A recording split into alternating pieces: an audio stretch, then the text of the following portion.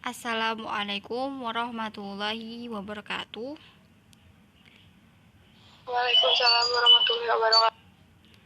Perkenalkan, saya Fauzia Atila Sabila bersama dengan rekan saya Astri Rahmawati.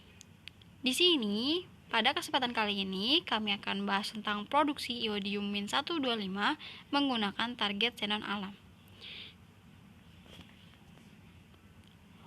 Apa itu iodium Min-125? Iodium atau yang biasa orang sebut dengan iodin atau iodium adalah zat kimia yang sangat dibutuhkan oleh tubuh, tetapi dalam tubuh tidak dapat memproduksi iodium atau iodin ini. Kelenjar tiroid dalam tubuh membutuhkan iodium atau iodium untuk memproduksi sebuah hormon. Lalu, iodium Min-125 itu adalah radiostop penting di bidang kedokteran nuklir. Iodium Min-125 dapat diproduksi melalui sasaran isotop Xe-124 baik menggunakan xenon diperkaya maupun xenon alam.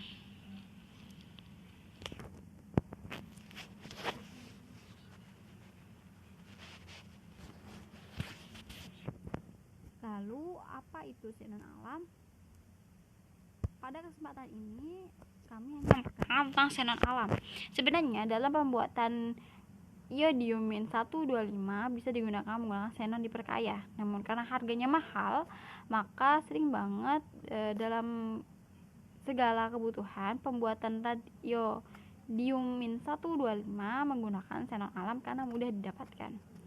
Xenon alam tersusun dari 9 jenis isotop, diantaranya xenon Min-124 sebanyak 0,10% kandungan, xenon Min-126 sebanyak 0,09% kandungan, xenon Min-128 sebanyak 1,91% kandungan, xenon Min-129 sebanyak 26,4% kandungan, xenon Min-130 sebanyak 4,1% kandungan, xenon Min-131 sebanyak 21,2% kandungan, xenon Min-132 sebanyak 26,9% kandungan, xenon Min-134 sebanyak 10,4% kandungan, dan xenon terakhir adalah xenon Min-136 dengan 8,9% kandungan.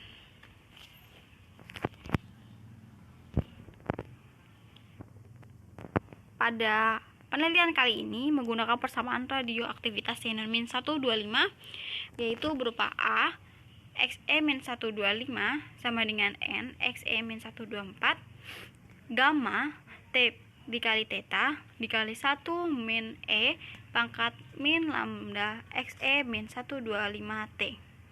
A itu adalah luas permukaan dari Xe-125 sama dengan N jumlah molaritas Xe-124 gelombang lambda dikali theta dikali 1 min E pangkat panjang gelombang Xe-125 dikali waktu.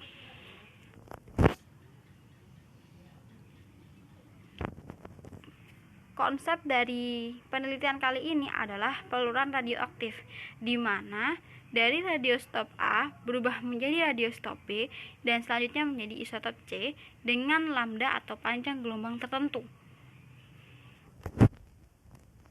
Persamaan dalam perubahan jumlah radiostop B pada kali ini menggunakan persamaan D kali NB per DT sama dengan lambda 1 NA dikurangi lambda 2 NB. D atau diferensial dari isi normalitas B per diferensial T sama dengan panjang gelombang 1 normalitas A dikurangi panjang gelombang 2 normalitas B.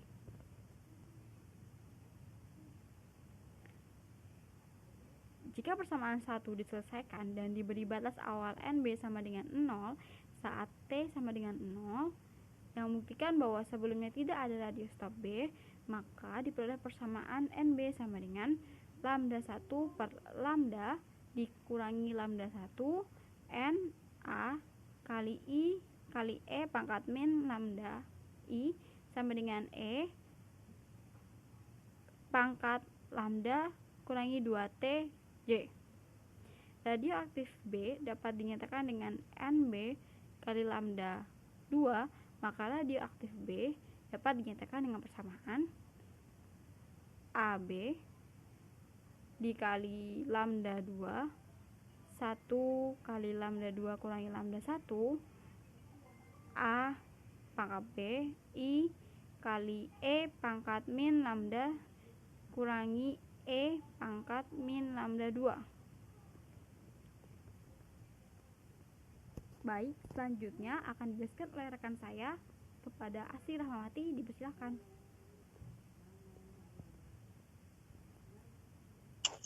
Baik, selanjutnya ada cara kerja di mana pada kasus kali ini perhitungan hasil iradiasi di reaktor menggunakan persamaan yang pertama yang sudah dijelaskan Fauzia.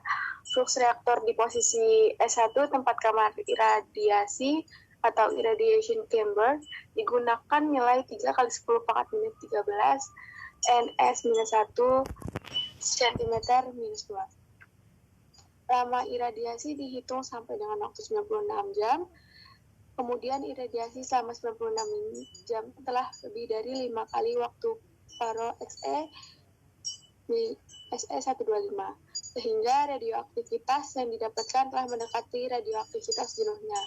Perhitungan untuk radioisotop lain digunakan pula persamaan tersebut dengan menggantikan jumlah sasaran, tampang lintang reaksi, inti, dan konstanta peluruhan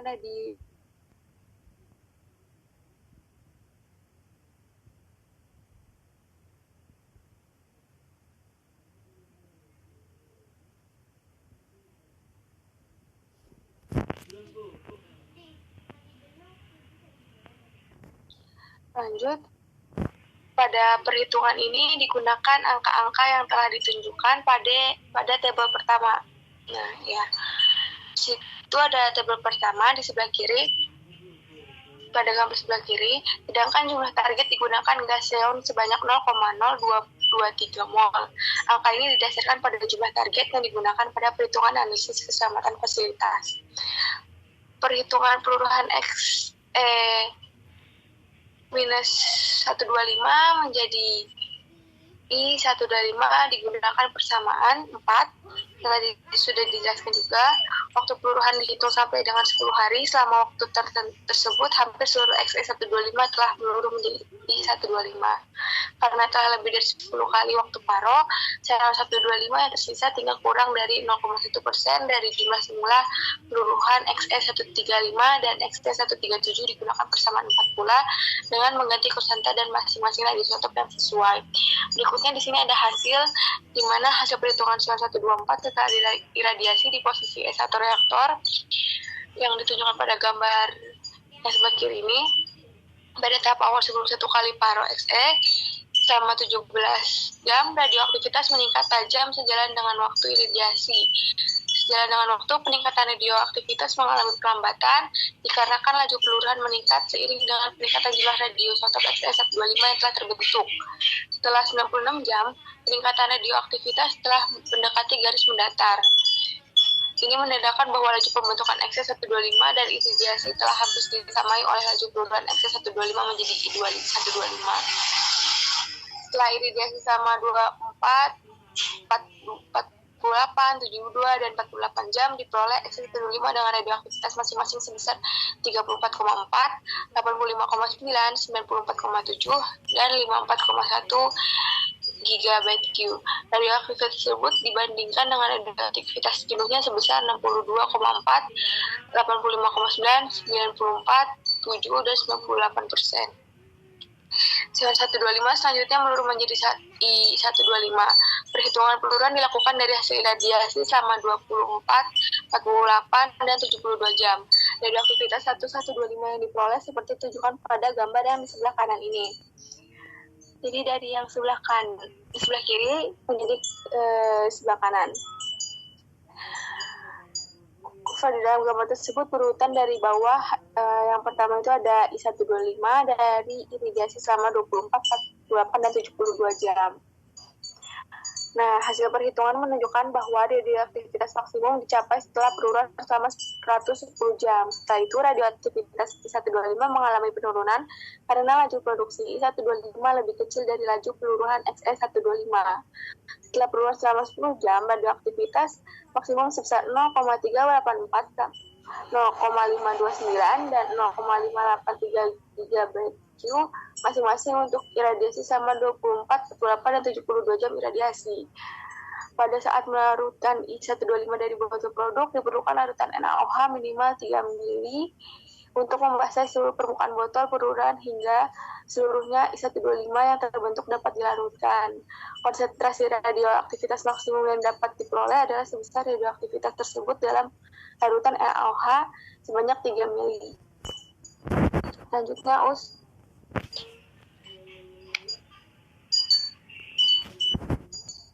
Nah, di sini ada tabel, maaf kalau misalkan kurang kelihatan. Di sini ada tabel radioaktivitas dan konsentrasi radioaktivitas yang diperoleh dari produksi menggunakan sion alam. Untuk angkanya jamnya 24, 48, dan 72, radioaktivitasnya sebesar 0,384, 0,529, 0,583. Belum, Us. Masih ke slide sebelumnya. Terus ada konsentrasi radioaktivitas GBq per mililiter. Yang di tabel, Us.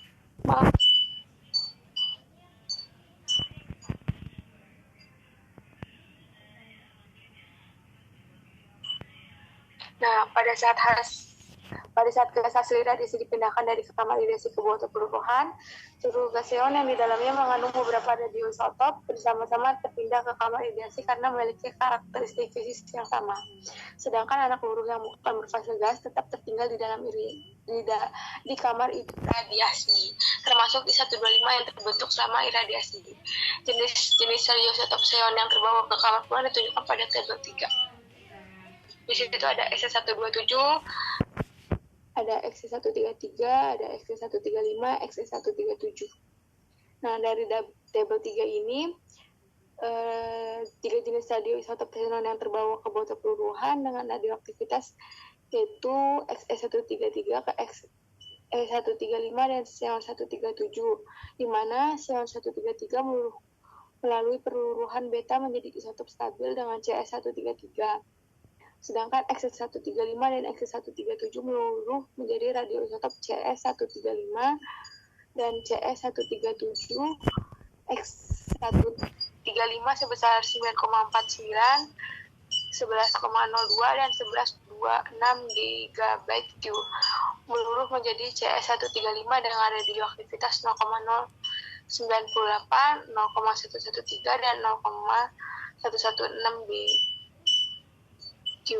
Radioaktivitas sekecil ini dapat diabaikan dibandingkan dengan radioaktivitas I-125 yang terbentuk. Sehingga dari tabel 3 diketahui bahwa radioaktivitas XE137 mencapai radioaktivitas penuh dan tidak berubah sebesar 9,32 GBq, sehingga iradiasi selama 24 jam. Hal ini dikarenakan waktu paronya yang sangat pendek, sekitar 3,82 menit. XE137 meluruh menjadi CS137 dengan radioaktivitas 236 BQ. Oleh karenanya, untuk iradiasi selama 28, 48, dan 72 jam, radioaktivitas CS137 dibanding dengan I-125 yang terbentuk sebesar 0,00061%, 0,00045%, dan 0,00041%. Next, Us. Kesimpulan. Baik, dari percobaan yang kami lakukan dapat disimpulkan bahwa dari perhitungan diperoleh saat I-1 Mau baca nggak, Us? Baik, kesimpulan dari penelitian kali ini adalah dari perhitungan diperoleh I-125 sebesar 0,384, 0,529, dan 0,583 GBq masing-masing untuk iradiasi selama 24, 48, dan 72 jam iradiasi.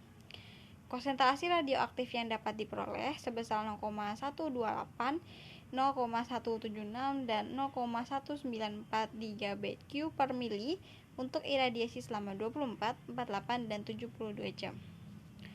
Pengotor radionuklida yang akan turut dihasilkan oleh CS-135 dan CS-137. Kemudian yang keempat, radioisotop CS-135 dihasilkan sebesar 0,0398, 0,113 dan 0,116 BQ dari iradiasi selama 24, 48, dan 72 jam. Kesimpulan kami yang terakhir adalah radiostop CS-137 dihasilkan sebesar 236 BQ dari iradiasi selama lebih dari 24 jam atau sebesar 0,00061%, 0,00045% dan 0,00041% dibandingkan radioaktivitas I-125 yang terbentuk dari iradiasi selama 24, 48, dan 72 jam. Baik, sekian presentasi saya dan rekan saya Astri. Dari kami terima kasih. Wassalamualaikum warahmatullahi wabarakatuh. Waalaikumsalam warahmatullahi wabarakatuh.